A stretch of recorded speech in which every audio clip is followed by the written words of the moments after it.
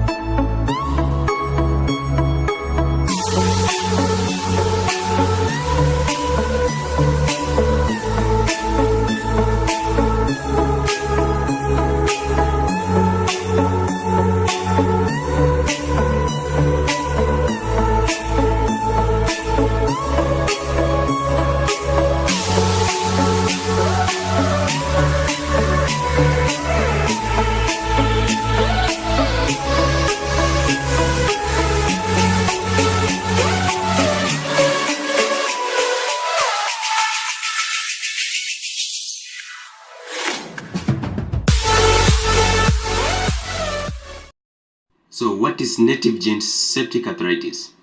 It's a joint infection secondary to hematogenous spread. So what are the risk factors? We have extreme age as a risk factor number 1. Underlying joint abnormality, for example, patients with rheumatoid arthritis. Immunocompromised patients, for example, patients with diabetes mellitus, HIV and AIDS patients, sickle cell disease. Immunosuppressive therapy, for example, in chemotherapy and radiation. Joint instrumentation, for example, steroid injection and arthroscopy. Intravenous drug abuse, IV drug abuse, indwelling central venous catheter. And bacteremia, this is the main cause, whereby the main culprit bacteria is Staphylococcus aureus. So there are many risk factors, but we narrow down to these ones only. How does septic arthritis present? First of all, you have subacute, hot, swollen and painful joint, even tender to touch.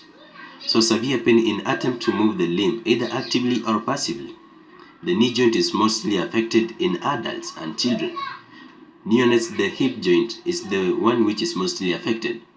So it may present with fever, but may be absent in adults or on a low grade. Pseudo paralysis in neonates. Diagnostic test that a doctor might ask for.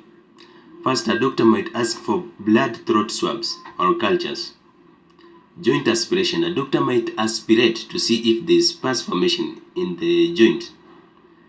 A doctor might also ask for ESR, WBC, white blood cells count.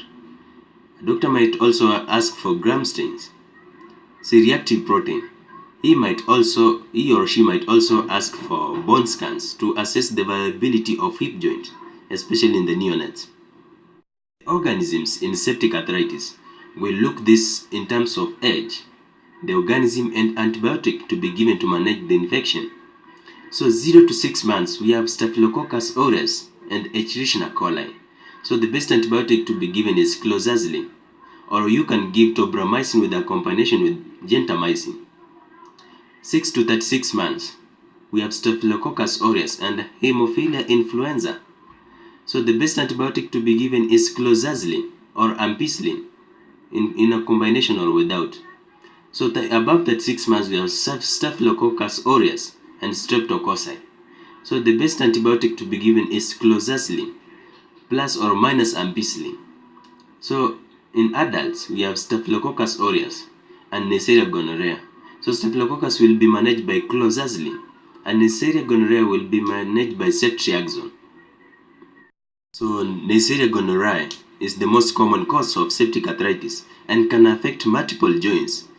If disseminated, can have Tenosynovitis and can cause skin lesions in young adults and males.